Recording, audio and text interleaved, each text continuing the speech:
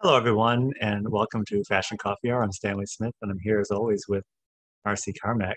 Today, we're talking about everything red and how Marcy's thesis is that anyone can wear any color as long as it's the right shade.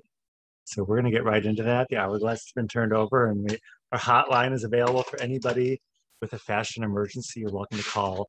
Operators are on hand to take your calls. So, let's take a look, Marcy, at this everything red and see if we can make something of this today.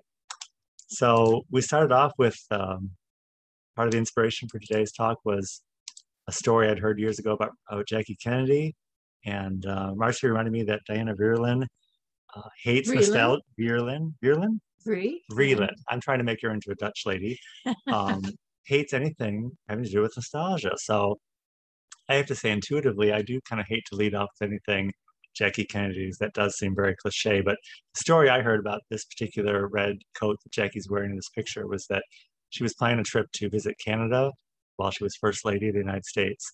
And she chose, actually, she requested that a special coat be made for her so she could match the Canadian Mounties on her visit. So I thought that was kind of a cute story and very evocative of the idea of red as being a symbolic and potent color.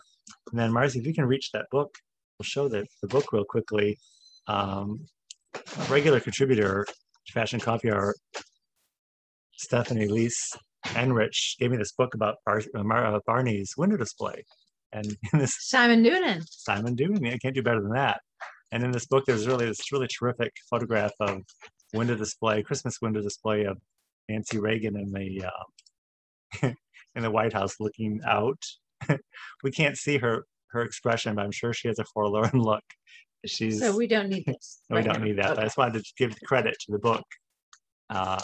Nancy looking out at the Capitol, and the idea that Nancy, of course, even though she's probably one of the most maligned people in modern history, deservedly or undeservedly so, we won't get into that debate today. But she's somebody who also is very much associated with red. Yes, Marcy. She is. Yes. And the idea of red and speaking to red and the different shades of red, again, kind of intuitively, I associate Nancy Reagan with more of the orange shade of red. Do you agree with that, Marcy? Yeah, an orangey red. An orangey red.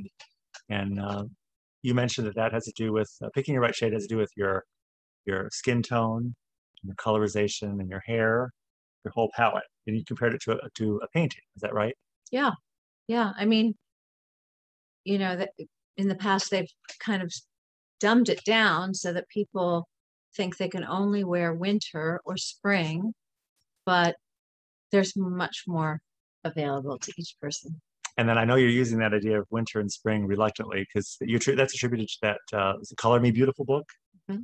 And you mentioned that when you first became a fashion stylist that people would run in and inform you what their season was. And you really weren't even aware of what they were talking about. Well, I became aware very quickly, but I thought it was limiting. But people grabbed onto it. So people were very, they didn't want to let go of fall or spring. This is another photo of Nancy Reagan looking kind of silly on the porch of the White House. And this is a Valentino suit, I believe. That was one of her major go-to designers at the time. And Valentino is always known for red. Good to know. We didn't think we could have a program about red without mentioning Scarlett O'Hara. O'Hara, right? Yeah. From Gone with the Wind fame, and that was her famous scene where she kind of caused a scandal with the use of red. When she's supposed to be mourning loss of her husband, she shows up for the ball in this red dress. And more of a burgundy red. Well, and we're going to see that as kind of a recurring pattern as far as shade that we've made the general observation that people who are brunette tend to have a darker shade of red or more of a more blue in the red. And people like on the lighter side, like Nancy Reagan, tend to have more of the orange red. Personally, I like the darker shade of red just from a color standpoint, but I do agree that people like Nancy Reagan probably look better in the lighter shade. But back to the White House, the Red Room. Marcy and I were discussing the idea that only in America would they put red furniture in a red room. Marcy thought this looked very English, but I think you pointed out that probably the English wouldn't put red furniture. And speaking of red rooms, we've got Marcy's best friend, Diana Vreeland. Diana Vreeland, in this Billy Baldwin designed room. Diana was a huge proponent of red in every part of her life. Her nails, her lipstick, what she wore, and what she lived in. And it suited her personality. She was very vivacious, very strong-willed, and very opinionated.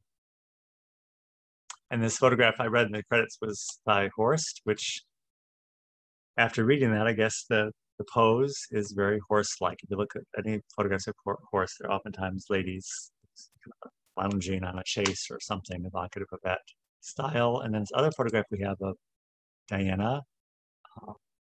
She's got on red boots. We were trying to show the red boots and the red fingernail polish and the red lipstick.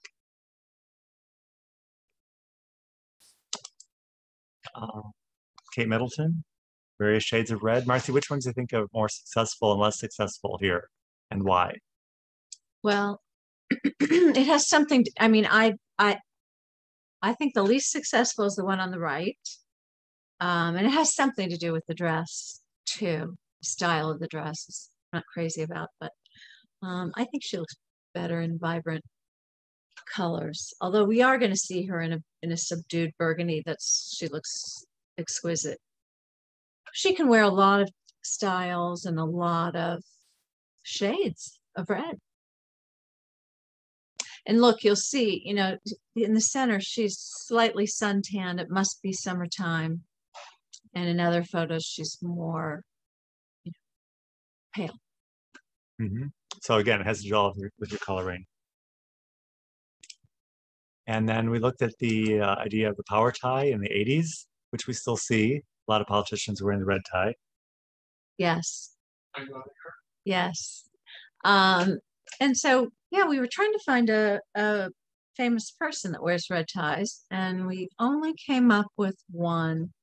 So we decided to show the red ties. We try to only have one maligned, hated person per episode, and that Nancy Reagan was a designated maligned, hated person. Yeah, so I don't know. I mean, we aren't seeing a lot of men in suits and jackets and ties, but because of the pandemic. But you know, I'd like to see some, and there's nothing like a red tie. Yeah, but you're right. That's also a topic for another episode. But we do see politicians in the suit and tie, and it is. You're right. That's kind of ironic, isn't it? It's kind of a anachronism. It doesn't seem to really fit with current culture. That's very interesting. The idea of Jackie Kennedy making a point to wear the red coat to visit to Canada was her idea. The point of that story, as it was originally told to me, the idea of blending and melding with the culture you're in. So it's kind of an interesting topic. I don't really know what the politicians are thinking wearing the suit and tie in the light of everything that's happening in our culture currently. And here again, we are with Kate Middleton. She really looks great in anything she wears. But again, do you think the darker person, the brunette, has more options with the shades and the different colors? Perhaps. I don't like to get too boxed in. I love to get boxed in, Marcy. I love that. I love boxes within boxes. But we both agreed we liked this, right? We thought Kate looked pretty good in this darker shade of red. Yeah, and that's really not a shade you see too often. You know, the manufacturers and the designers are doing brighter reds. This is a beautiful, beautiful. I don't want to say burgundy completely. It's not dark. It's a rose color. It's beautiful. Yeah, you're right. It is unusual.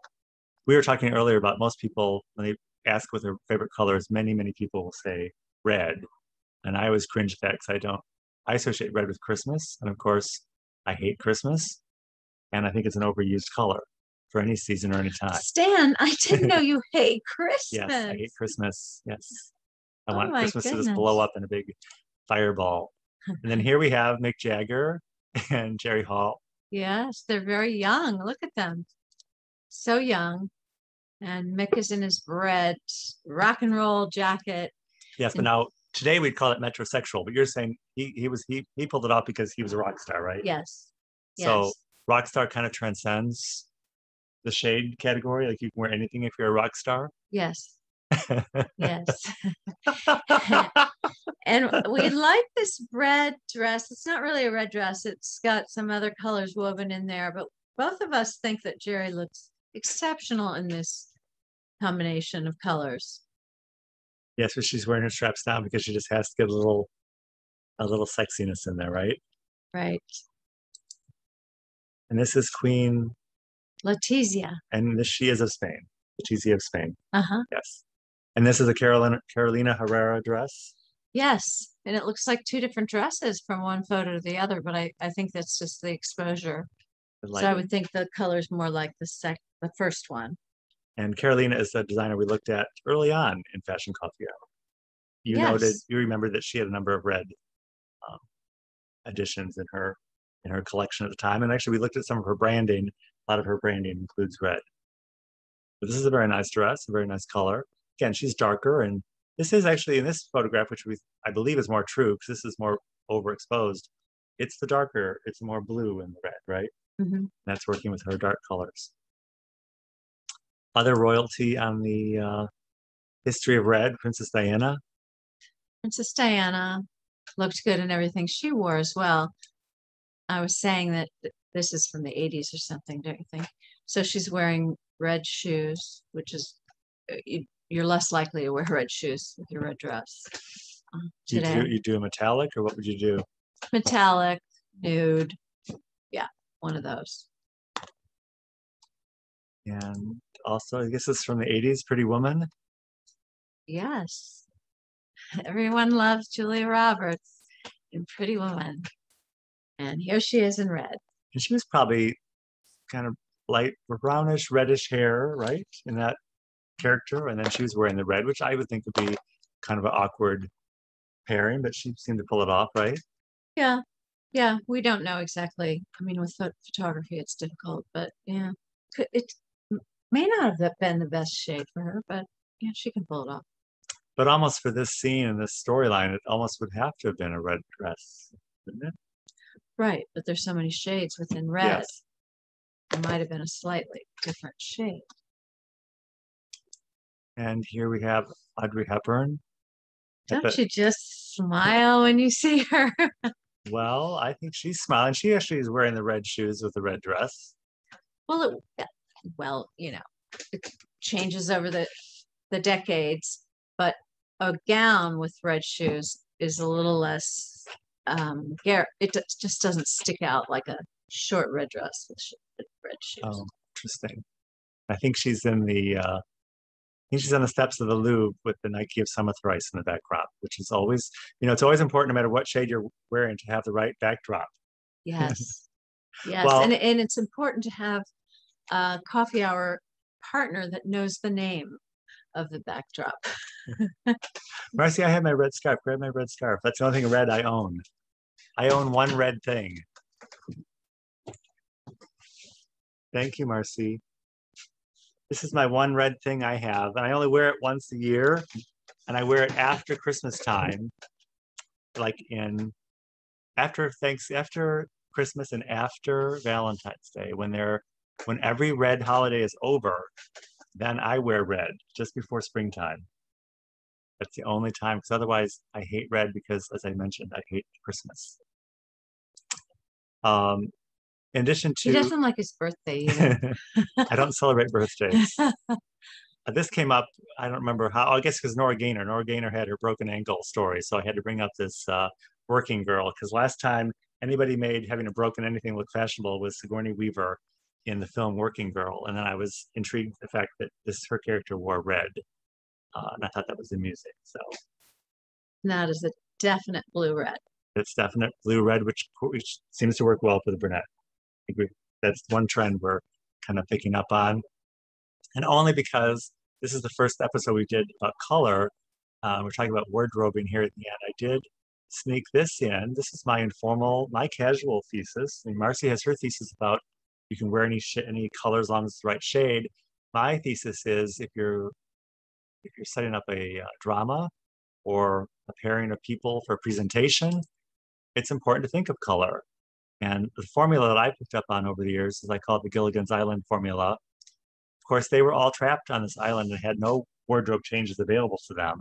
But I did think that that created a great vehicle for keeping track of who everybody was because everybody always wore the same color. And it was always a red, white, and blue combination. So you could keep track of people visually. And I thought that really helped. I've noticed that in other play productions, musicals, and other films where you will see characters wardrobed throughout the film in either similar color, similar shade. Uh, it's a distinct color and shade for the character. Here it is in Gilligan's Island, and then also saw it again as an example in film 9 to 5 with Lily Tomlin and Jane Fonda and Dolly Parton. So just a classic tip if you're going to have a panel discussion, a group, you might want to coordinate who's wearing what colors. So you don't all show up in black. You don't all show up in different shades of red. You have a mismatch of who is who. It'll serve everybody well. And then to end, we'll be heading into the sunset, our red sunset, which shows the many shades of red, which was the theme of today's episode. Marcy, did we have any important callers calling in? Like in general, would we say red is best for day or for evening? Or any special occasion you think red is especially appropriate for or not appropriate for? I think you can really knock it out of the park with a red gown. That's why we saw a lot of red gowns today. But it equally as impactful as a red dress during the day. Well, there you go. Fashion tip from everything red, as long as you wear the right shade. Thank you very much, Marcy. As always, join us this evening, Monday evenings at 6 p.m. for Fashion Coffee Hour, and look forward to seeing you. Take care. Bye-bye. Bye-bye.